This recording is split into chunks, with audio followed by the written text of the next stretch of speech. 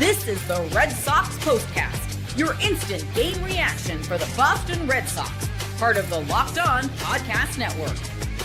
Your team every day. Well, the calendar turning to September, and I'll tell you this. Brayan Bello may have labored on Labor Day, but you don't get style points for victories. You just need to win as many games you can right now through the end of the month and through the rest of the regular season. The Red Sox got one of those wins as the calendar turned over to September 1 on Monday. With that, we welcome you into our latest Locked On Red Sox postcast. I'm Steve Lennox, longtime play-by-play announcer and storyteller, here to remind you that the Red Sox, during the course of their franchise history, have had six AL Rookie of the Year award winners, including Carlton Fisk way back in 1972. We are presented by FanDuel. Football season is here. Visit the FanDuel app today and start planning your futures bets now. We are providing reaction to every Red Sox game throughout the course of the season on the Locked On Red Sox YouTube channel. Our Locked On Red Sox postcast, also part of the Locked On Red Sox podcast feed, which is free and available wherever you download your podcast. We want to hear from you, our first-timers, our everydayers, yes, our royal rooters. If you're with us on the Locked On Red Sox YouTube channel, hit that comment button. Join the Red Sox conversation. You can also continue the Red Sox and baseball conversation on X at Lennox on Baseball. So, Brayan Bello, terrific of late. And I actually don't think Brayan Bello's 5-inning outing on Monday was something you should be concerned about. In fact, I think there are a lot of positives from Bello's starts. 5 innings, 3 earned runs. Did he labor? Yes, he did. But he finished up strong, and he just allowed the 3 runs in that 1 inning. This is what you'll be talking about.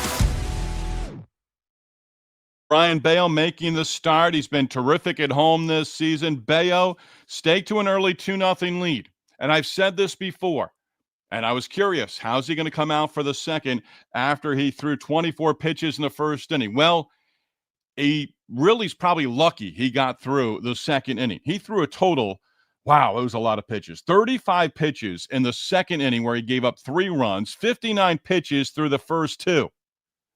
First 5 batters reaching, Rocchio 2-run single, but then he came back. Got Kwan on a strikeout, struck out Schneemann as well, and then got Ramirez, a dangerous hitter, on a fielder's choice groundout.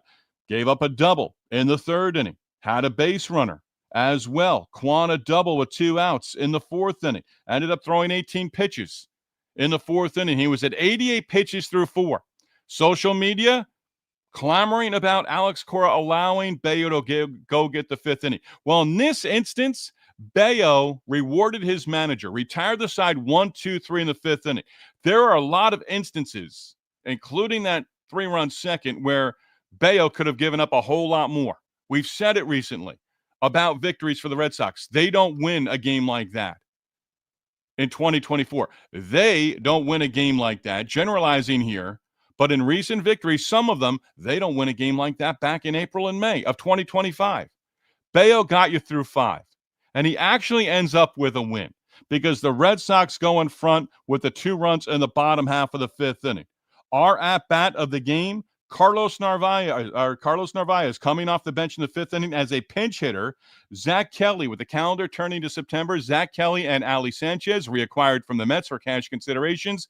You've got the flexibility with the 3 catchers. Narvaez, 2-run single, breaking that 3-3 tie. David Hamilton comes in as a pinch runner. Hamilton ended up with a stolen base as it looked like a easy pickoff, but he ran down to second, got in there safely. But Narvaez coming through off the bench. He gets an off day behind the plate, but comes in. They're able to utilize his bat with a 3rd catcher on the roster. So Bello, again, I actually take the positives out of his outing. This is part of his maturity as well. Going out there, and First Nesson reference, Will Middlebrook said it multiple times. How are you not going more often with what he thinks is his best pitch, the sinker? Fastball, changeup, fastball, breaking ball, not that sinker. But in the 5th inning, he works a 1-2-3 frame as he gets a strikeout of Nolan Jones for the final out. And in that 4th inning, Rokia retired the first 2 batters on 3 pitches. Kwan had a double. Schneemann walked with 2 outs, and you're like, oh boy, here we go. Jose Ramirez coming to their plate, their top RBI guy. And Ramirez retired by Bello in that 4th inning. So again, 35 pitches in the second, and he was probably teetering. One more batter reached, and he was probably out of the game. But he gives you 5. And in that case, do the math. Bullpen the next 4 innings. And yes, you use Aroldis Chapman. Matz gives up a home run. But overall, you take this and you run with it. And again, I go with the positives for Bello. 12 pitches in that 5th inning. He got to 100 pitches total, retired the side 1, 2, 3. Alex Cora was probably ready to go. You give up 1 base runner in that top of the 5th inning, you get the hook. But he got through the frame. Remember earlier this year, Bello, I thought, very poor body language, looking away from his manager, Alex Cora, as he was 1 out away from qualifying for a victory. They took him out. A couple of outings where he was unable to get that final out in the 5th inning. Well, he gets through 5, and this is where, wins and losses don't matter for a pitcher. Well, they do to Brayan Bello. They do to every starting pitcher. They want to go out there. They want to see a W next to their name on the final box score. And Bello got that as the Red Sox come through. Narvaez, again, at-bat of the game for me, the 2-run pinch hit single in the 5th inning. Then Trevor Story in the 6th inning. I was actually somewhat distracted in the 6th inning. Buddy called me up. We caught up on the phone. I got the TV on, mute button on. Story's home run down the right field line. And I didn't have the volume on, so I didn't hear the explanation, but I saw the lower third basically saying ground rule double.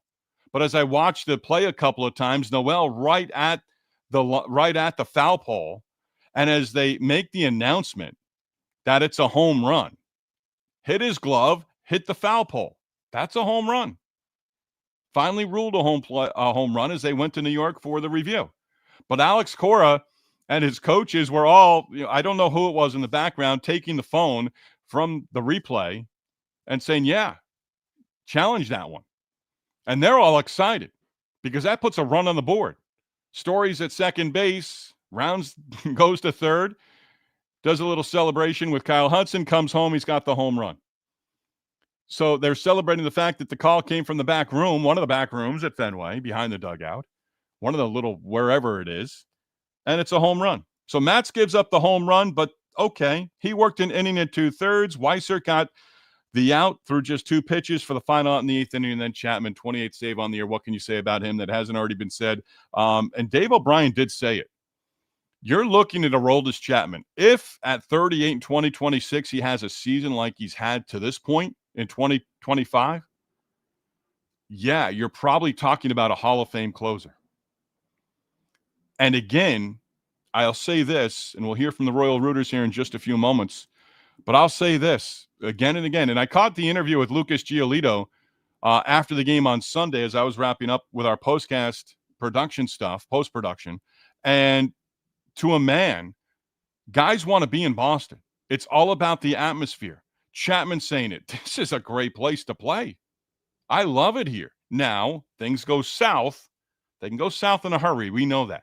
But right now, every Red Sox fan in belief of this is where it's starting. And this is a beginning. And Chapman's going to be a part of it for 2026 and very well may be part of it in 2027 as well. You hear Giolito, you hear Crochet, you hear the other night from Peyton Tolley after his big league debut. The atmosphere, everything, they want to be a part of it. And it's great to hear because if you go back decade, multiple decades as a Red Sox fan, there have been plenty of players who leave and say, I did not enjoy my experience there. It was awful. It was dreadful. Well, right now, this group, and a big part of that, and you may, Alex Cora is this, Alex Cora is that. No, I'm steadfast in my support of Alex Cora. I've always been that on this Locked On Red Sox postcast. Big part of that is Alex Cora.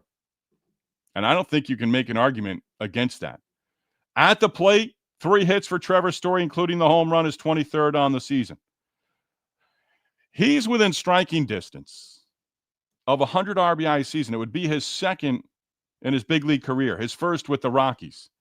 And I've got it in my notes here somewhere, but of course I can't find it right now. But Story's closing in. And if Story hits the century mark in runs batted in, now 86 on the season, Well, he's had another good month in terms of production at the plate in RBI situations, and the Red Sox are going to win more often than not.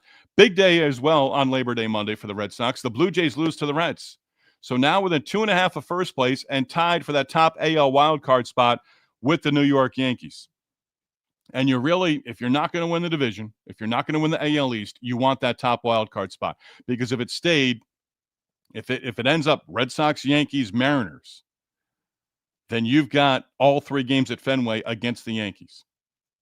And who knows? It could be Red Sox, Blue Jays, all 3 games in Toronto, or all 3 games at Fenway. If it's Red Sox, Yankees, you don't want to go to the Bronx for 3 games. You just don't. That short porch in right field, you don't want that. You want to play at Fenway. And you've had great success against the Yankees. Be the top wild card spot if you're not the division winner. That's where you want to be. Yankees were off on Labor Day Monday. They begin a series in Houston against the Astros on Tuesday. A good victory. No style points. You were down in this game. You came back. You won the game. You get 2 in the 5th. You add on, and you win it 6-4. You take it, run with it, and now you've got Crochet, chance to go up 2-0 in the series against the Guardians. And then it's TBA versus TBA on Wednesday in the series finale against the Guardians. We hear from you, Royal Rooters, next. Locked On Red Sox Postcast. And we are presented by FanDuel. Locked On Red Sox Postcast brought to you by FanDuel. The NFL season is almost here, and FanDuel is making sure you are ready for kickoff with a can't-miss offer. Right now, new customers can bet just $5, and if your first $5 bet wins, bang, you get $300 in bonus bets to use across the app. Sign up, and guess what? You're going to love using the FanDuel app because it fits however you like to bet. Player props, you're savvy, building the same game parlay perhaps, or even jumping in with in live as the action unfolds. It makes every game more exciting, whether you're watching your team or just keeping an eye on your fantasy league lineup. It's quick, easy, and the best way to add a little more energy to your Sunday. So, are you ready to play? Download the FanDuel app today by visiting FanDuel.com to get started. That's FanDuel.com to place your first $5 bet. Locked On Red Sox Postcast, also presented by Upside. Hey, you might be like me. I'm still doing it. Red Sox, Locked On Red Sox Postcast fans, still paying full price at the tank for your gas. Stop leaving money behind. Get real cash back every time you fill up with the free Upside app. Simply download the free Upside app in the App Store or Google Play right now and start earning cash at the pump today. Use our limited promo code SEASON, SEASON, and get an extra 25 cents back per gallon on your first fill up.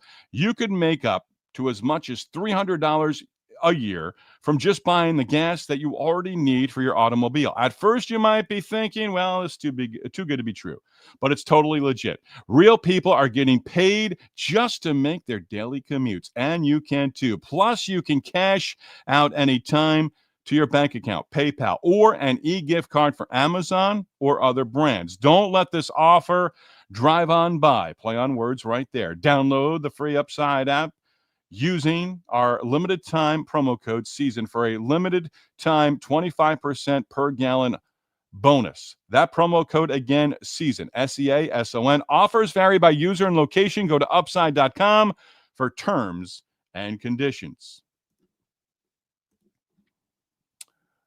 Just a couple of numbers of the day. Red Sox now 3-1 on the season against the Guardians. They took 2 of 3 in Cleveland earlier in the season. That way back early part of the season. Garrett Crochet slated to go Tuesday night in Game 2 of the series. And I believe the Guardians right now are TBA against Crochet, then TBA against TBA on Wednesday for the series finale as well. Totally, they want to push back. Again, he did not pitch on normal 4 days rest is what normal big league staffs go with. Right now, you're seeing handful of staffs around baseball going 6-man rotation the rest of the way. So Tolley likely gets the start, and that also pushes May back as well for the Arizona series that gets underway Friday in Phoenix. So like right now, it looks like it would be Tolley Friday and then May on Saturday in Game 2 of that series against the Diamondbacks. Kyle Harrison perhaps in play. Just bring the guy up. Get him in the rotation. See what he can do. I had this thought earlier today, and I really don't hope that this happens. But I've said this before. The Red Sox need to be held to the fire a little bit as to why Vaughn Grissom hasn't gotten opportunity in the big leagues this year. They've had so many middle of the infielder types, Eaton, Sogard, Hamilton, up and down, and Grissom on the IL, I believe right now, was recently at AAA Worcester, hasn't gotten an opportunity. If Kyle Harrison doesn't make at least one start this season, remember last year, I think it was Priester, now with the Brewers and pitching well, by the way. Priester acquired from the Pirates last year, brought him up at the end of the season, made one, maybe two starts, but I believe it was just one start. And I thought he should have gotten more opportunity in September. Bring Harrison up, find out. I mean, really, I'd rather see Kyle Harrison pitch on Wednesday than Dustin May. I feel that way. I think a lot of Red Sox fans feel that way as well. Red Sox now 21-1 on the season when Trevor Story goes deep. He's got 86 RBIs. I think he's going to hit the century mark this season. And if he does for the Red Sox here in 2025, then he's had a fantastic season for the Red Sox. I believe I heard Dave O'Brien say today, team MVP. I mean, Story, Crochet, Chapman have been outstanding for the Red Sox. Story has been healthy, and he has put up the numbers this season for the Red Sox. And he's been fun to watch throughout the course of this season as well. Mentioned the Reds beating the Blue Jays, so 2.5 back in the division and tied for the top wild card spot with the Yankees right now, with the Yankees idle on Labor Day Monday. Story, I just had it. I lost it. I found it again. 108 RBIs, at a career high back in 2018 with the Colorado Rockies. We do hear from you right now, our Royal Rooters. Who is our leadoff hitter? As we touch base with you here. And we've got a couple of minutes. I'm trying to go 3 minutes on the comment section. They want us to cut it down a little bit, meaning me. I do enjoy doing this. So we get going right now. Less of me, more of you. Here we go. Emily talks Sox. Sox for the win. Yes, Emily, our leadoff hitter. Dan, one of the best pesky pole moments ever. Really was. It's actually better than Cedar Rafaela's walk-off home run earlier this season, right around the pesky pole. Trevor Story's home run, I'm not sure what they're calling it. I didn't go to Baseball Savant to see along the lines of how many ballparks it would have been out of. Probably just one, Fenway. But, yeah, it hit off the pesky pole. It's a home run. Had to go to review. Maine Dano. We'll be talking about that Story home run for a while. Yeah, I think we will. I do. And I might have to go watch Sox Rewind or record it and go to that inning where Story hits the home run and hear Dave O'Brien and Will Middlebrooks. Again, I had it on mute, catching up with a buddy, but saw it and seen the replay. That's a home run. That hit off the pole. If Noel, the outfielder, had been 5 feet back, goes off his glove, goes into seats, it's a home run. Same thing, hit off the pesky pole. And the celebration from Alex Cora and the Red Sox coaching staff was terrific. Not a good outing for Bello, but still pulled it off. That from Emily Talk Sox. But again, I take that. I take more of the positives from Bello because in a start like that where he didn't have his best stuff, or maybe he wasn't using his number one pitch, the sinker, that from Will Middlebrooks, he still grinded it out for 5 innings, and he finished strong. Again, if he gives up a base runner in that 5th inning, Cora probably has the hook. But he worked a 1, 2, 3, 5th inning. So instead of needing 12, more than 12 outs, bullpen had to get the final 12 outs, 6th, 7th, 8th, and 9th. Matz gives up the home run, 6-4 game. That turned out to be the final. You take it, you run with it. Urban Human. Good teams like the Sox win games even if their starter doesn't come through.